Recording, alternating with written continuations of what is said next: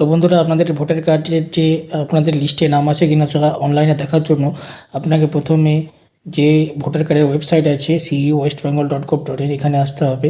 তো এখানে আসার পরে দেখতে পাচ্ছেন এখানে উপরে একটি পপ আপ লেখা শো করছে, দেখতে পাচ্ছেন যে SIR ফাইনাল লিস্ট। তো এখানে আপনারা ক্লিক করবেন। ক্লিক করার পরে এরকম একটি ইন্টারফেস আমাদের কাছে চলে আসবে।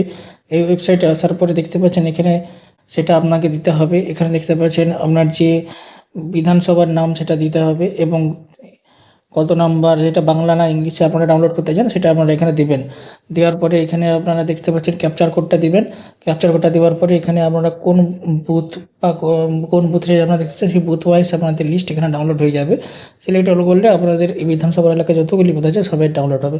তো আমি পার্টিকুলার একটি বুথে ডাউনলোড করব। ডাউনলোড করার পরে এখানে ক্যাপচার কোডটি দেবো। ক্যাপচার কোডটি দেওয়ার পরে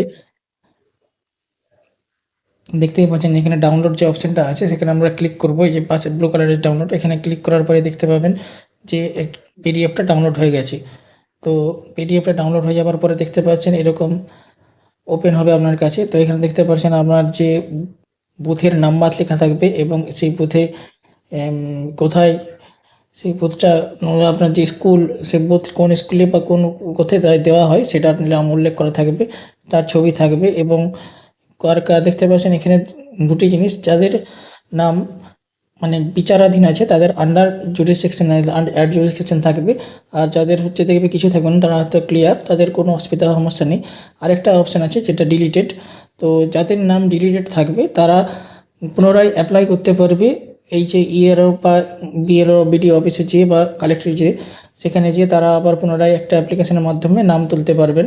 এই যে দেখতে পাচ্ছেন এই ডিলিটেড অপশান আমি একটা দেখাবো, দাঁড়ান দেখাচ্ছি। এই যে দেখতে পাচ্ছেন এই যে নামটা ডিলিটেড হয়ে গেছে। তো এই ব্যক্তি যদি বেঁচে থাকে তাহলে একটা সাদা অ্যাপ্লিকেশন করে পুনরায় আবার বিডিও অফিসে গিয়ে বা আপনাদের নিকটবর্তী যে SIR কেন্দ্র আছে সেখানে যেন ফর্ম ফিল আপ করতে হবে। তো এইভাবে আপনারা আপনাদের নিকটবর্তী যে এলাকা আছে সেই এলাকার আপনারা ভোটার লিস্ট ডাউনলোড করতে পারবেন। তো বন্ধুরা, এই ছিল আজকের এই ভিডিওর আপডেট। তো বন্ধুরা, ভিডিওটি যদি ভালো লেগে থাকে তাহলে একটি লাইক দিয়ে উৎসাহিত করবেন।